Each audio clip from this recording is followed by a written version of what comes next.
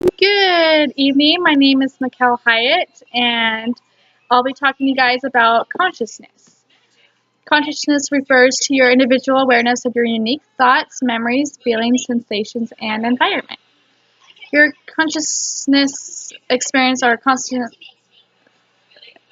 shifting and changing. It is a crucial part of human experience. The mind tricks us in seeing what we want to see. Sleeping and dreaming are two completely different things. Most people wonder, why do we need sleep? Why do we have to sleep up to 8 hours each day? While sleeping, people tend to sleepwalk and sleep talk while they are still asleep. Their brain is making them feel like they are in their dream. Also, meditation is something that people usually use to heal their bodies and focusing on their breathing, clearing their minds and thoughts on what's happening in lifetime. In some cultures, people use meditation as a reach to trance state consciousness. The history is an interesting where it all began. The farthest back in history that we know that alerted states in consciousness were recorded in the Lomo caves in South Africa. An example of this is Native Northern American using like these some kind of plants to reach trance states in connection to their spirit animal, and this is an example of their culture. So dreams are another state of consciousness, natural states of resting of the body and mind that involves the reversible loss of consciousness. The rhymes are controlled by biological clocks, actual or seasonal cycles, and 24-hour cycles for sleep, awake, and temperature changes in your human body. How weird is that? Your body changes from day to night. Everyone needs to sleep as you are eating and drinking. It's part of survival. I read, and some people know that if you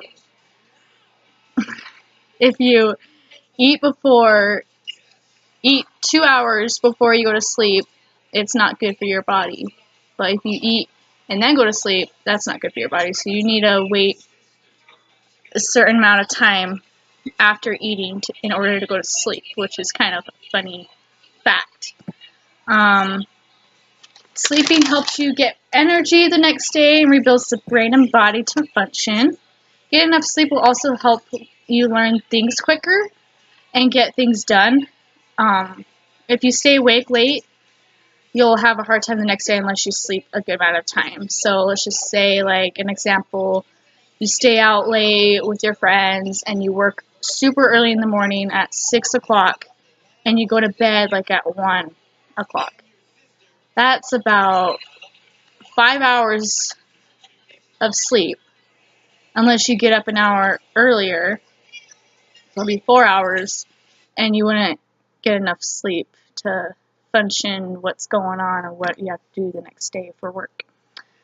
Some of the sleep stages are drowsy sleeping, and muscles will begin to have a sudden movement and characterized by the theta waves. Slower in frequency and greater in environment is considered light stages. The third and fourth stage are delta stages, is known as a deep sleep. REM sleep is where all the dreaming occurs when the person's sleeping can dream while moving their eyes up and down, side to side. While you have a dream and wake up, most people don't remember their dreams. It goes in and out the other. You need to go to the bathroom. An example of this is Not in our bathroom. Okay. topic is before you go to bed, you turn on an app you have on your phone downloaded, and it records your sleep. And that app keeps track of how many hours you sleep and tells you what stage you're in while you're sleeping. The next morning, you take a look at your phone, and the app will tell you what stage you were sleeping last night.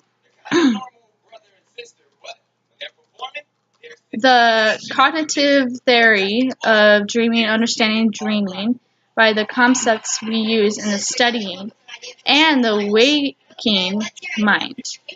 Dreaming involves information of memory. So, dreaming can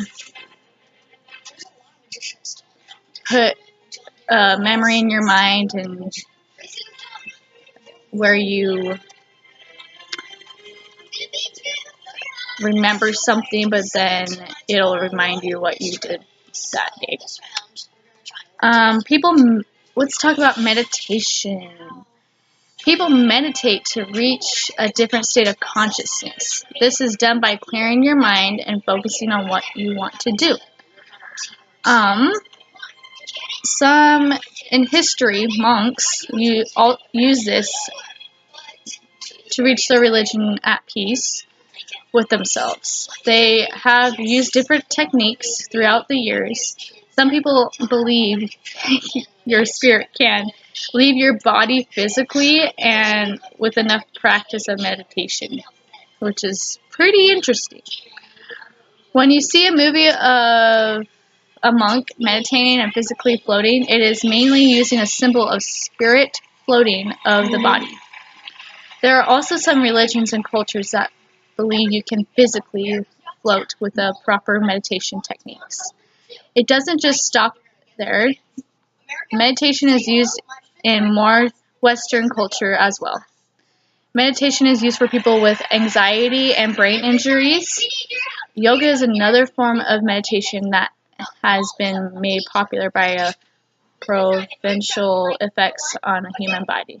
So for yoga, like if some people think meditation's weird and that you just, well, it's kind of like the same thing. So, but yoga is another thing that you just relax your body and like stretch, and it's pretty cool.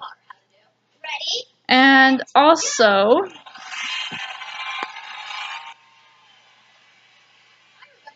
I think this is really interesting to know in your life of consciousness, especially the dreaming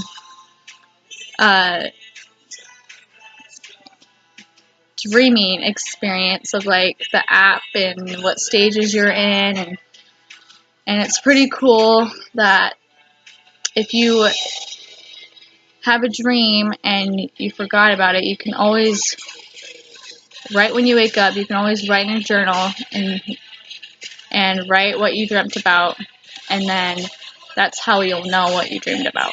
And thanks for watching.